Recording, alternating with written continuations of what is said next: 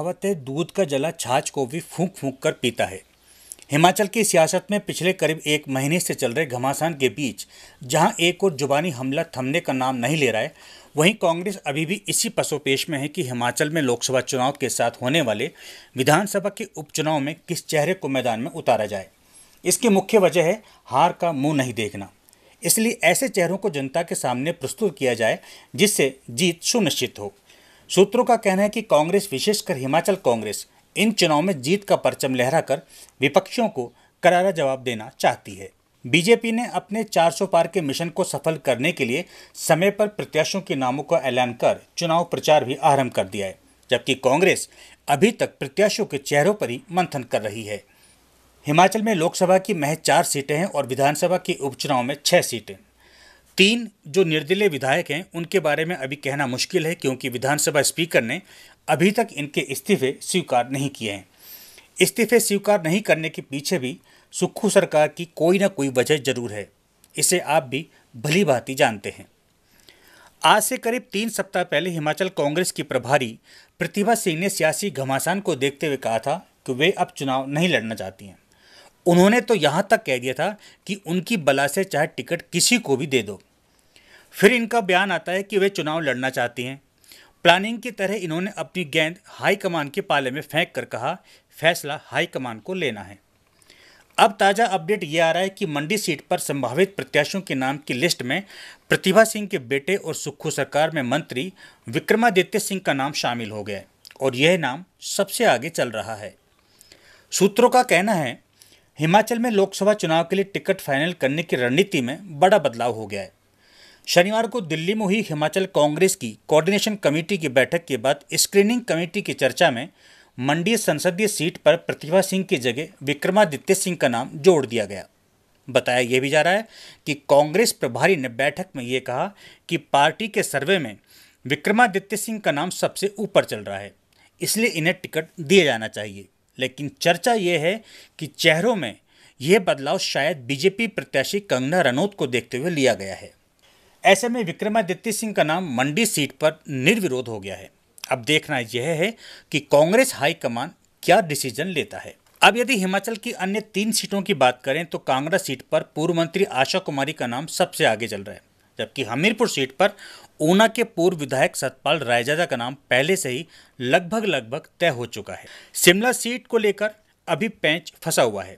इस सीट पर विनय कुमार, अमित नंदा, दयाल प्यारी, विनोद सुल्तानपुरी, डॉक्टर अश्विनी कुमार ने दावेदारी जताई है। लेकिन इस बीच बीजेपी के पूर्व सांसद वीरेंद्र कश्यप ने अपनी निगाहें गड़ा दी हैं और इसके लिए वे कांग्रेस में एंट्री करना चाहते हैं और इन दिनों दिल्ली में अपना डेरा डाले हुए हैं। आप हमें कमेंट्स करके बताएं कि क्या मंडी सीट पर विक्रमादित्य सिंह का चेहरा फिट बैठता है। साथ ही यह भी बताएं कि कांगड़ा, हमीरपुर और शिमला सीट के लिए आपकी क्या राय है। हमें आपके कमेंट्स का इंतजार है। पूर्व सीएम और नेता प्रतिपक्ष जयराम ठाकुर ने आज फिर सुक्खू सरकार पर हमला बोला। इतना ही नहीं, जयराम ठाकुर ने पीडब्ल्यूडी मंत्री को भी लपेट में ले लिया। विक्रमादित्य के बारे में मैं अभी ज़्यादा कहना नहीं चाहता हूं। पहले तो ये स्पष्ट हो जाए कि वो चुनाव लड़ने की बात सोच रहे हैं, नहीं सोच रहे हैं, कि मुख्यमंत्री के खिलाफ उनने किस हद तक बातें कही हैं, उनकी माताजी ने किस प्रकार से बात कही है। तो अब लोग ने उनका पलटू राम नहीं रखा, उनका नाम पल पल पलटू। वो हर पल पलटते हैं। ये नया नाम है पूरे हिमाचल प्रदेश में उनके बारे में प्रचलित हुआ है। तो इसलिए मैं यही कहूँगा कि उनके संदर्भ में बहुत ज़्यादा कुछ कहूँगा नहीं। अभी टिकट उनका होता है नहीं होता है, और बाकी चीज़ों को लेकर के आगे बात करेंगे। जहाँ तक उकसाने में है, भूमिका तो निभाते रहे वो। उन्हें इन 6 विधायकों को और सारे इनको जो है वो उत्साहित तो करते ही रहे, इसमें तो दो राय नहीं है।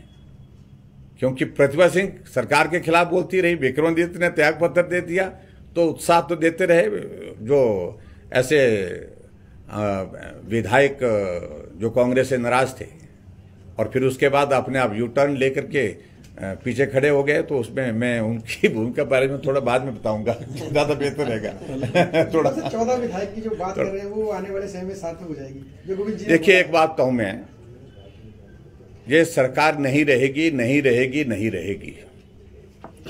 22, 23 शायद 24 तारीख को सीपीएस का मामला चला हुआ कोर्ट में, माननीय कोर्ट में। 6 लोग वो हैं जिसमें सुप्रीम कोर्ट की पहले से जजमेंट है कि सीपीएस नियुक्त नहीं किए जा सकते हैं।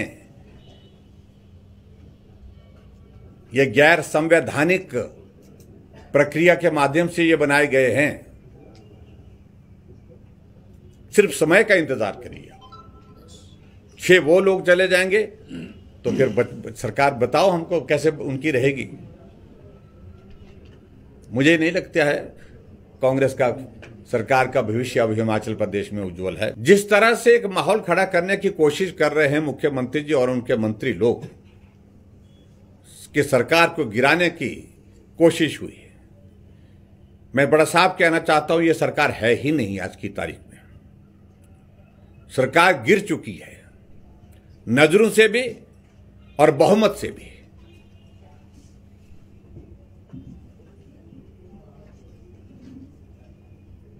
जब राज्यसभा की सीट में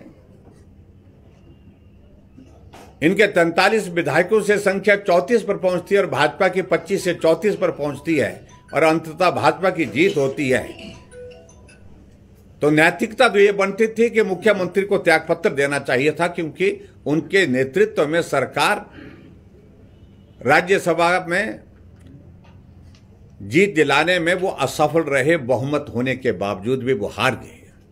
नैतिकता तो ये बनती थी त्यागपत्र देना चाहिए था कि धन बल के आधार पर सरकार को गिराने की कोशिश हो रही है। हम धन बल का नहीं, हम जन बल का इस्तेमाल तो जरूर करेंगे, क्योंकि ये उपचुनाव जब 9 हो जाएंगे और 9 उपचुनाव में कांग्रेस अगर हार जाती है तो निश्चित रूप से हिमाचल प्रदेश में सरकार कांग्रेस की अल्पमत में आ जाएगी और उसके बाद सरकार चली जाएगी। मैं समझता हूँ बहुत दुर्भाग्यपूर्ण है। तथ्य पर जाना चाहिए। तथ्य क्या है मैं उसमें बड़ा साफ कहना चाह रहा हूँ। सिरे से खारिज उन्होंने भी किया है इस सारे आरोप को, और उन्होंने भी, और ऐसी बातों को लेकर के मुझे नहीं लगता है कि किसी के व्यक्तिगत इस पर जो है इस तरह की बातें करनी चाहिए। और मैं यही कहूँगा कि हमारे पार्टी की जो नेतृत्व की बात आती है, जहाँ उन्होंने निर्णय किया है और उसमें प्रमुख लोगों से कंसल्टेशन के बाद वो सारा किया है, उसमें मुझे लगता है कि कोई इस तरह की बात नहीं है। और बड़ा साफ कह रहा हूँ कि जब कंगना जी ने ही सिरे से इस बात को नकारा है कि ये सत्य नहीं है, नहीं है तो नहीं है, इसको ज़्यादा तुल देने की आवश्यकता है, इसको बहुत इस तरह से उठाने की आवश्यकता नहीं है। तो कुछ चीज़ों को लेकर के, और ये बहुत सेंसिटिव है, और ये अगर बहुत ज़्यादा इस मसले को इस तरह से उठाने की कोशिश होगी तो स्वाभाविक रूप से ये इलेक्शन कमीशन में भी हम इसके बारे में शिकायत करेंगे। देखते रहें आप टॉप न्यूज़। मिलते हैं अगले वीडियो में।